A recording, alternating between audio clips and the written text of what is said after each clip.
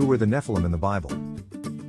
Nephilim in the Bible, their identity, history, and significance. The Nephilim are mysterious beings or people mentioned in the Bible, specifically in the Old Testament. Their story is intriguing because their origins and nature are not entirely clear from the text. Let's dive into the details.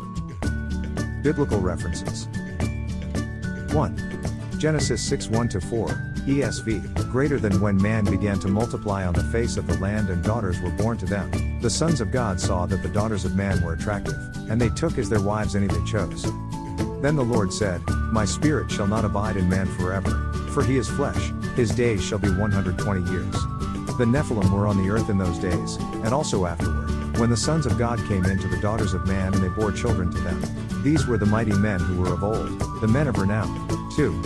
Numbers 13:32-33, ESV. Greater than so they brought to the people of Israel a bad report of the land that they had spied out, saying, The land, through which we have gone to spy it out, is a land that devours its inhabitants, and all the people that we saw in it are of great height. And there we saw the Nephilim, the sons of Anak, who come from the Nephilim, and we seemed to ourselves like grasshoppers, and so we seemed to them.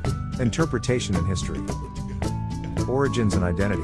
The Nephilim are often associated with the sons of God and daughters of men in Genesis. There are different interpretations about who the sons of God were. Angelic view. Some believe that the sons of God were fallen angels who had children with human women, resulting in the Nephilim. This interpretation is partly based on the Book of Enoch, a non-canonical Jewish text. Descendants of Seth view. Others believe the sons of God were descendants of Seth, the godly lineage, and the daughters of men were descendants of Cain, the ungodly lineage. Their intermarriage led to moral corruption and the rise of mighty, violent men known as the Nephilim. Characteristics. The Nephilim are described as mighty men and men of renown. In Numbers 13, the spies see the Nephilim as giants compared to themselves, emphasizing their fearsome reputation. The flood connection. Genesis 6 explains that the Nephilim were present before and after the flood. This implies that either some Nephilim or their descendants survived the flood, or there was a second occurrence of Nephilim after the flood. Goliath and the refined. Some scholars associate Goliath and his family with the Nephilim, as Goliath was also described as a giant, 1 Samuel 17. Other groups like the refined, Ammon, and Zamzumim are sometimes linked to the Nephilim due to their great size. Deuteronomy 2:10-11, 2 Samuel 21:16-22. 3 main takeaways. 1. Mystery and debate. The identity and origins of the Nephilim remain a mystery. Interpretations range from angelic beings to corrupt human lineages. 2. Giants and fear.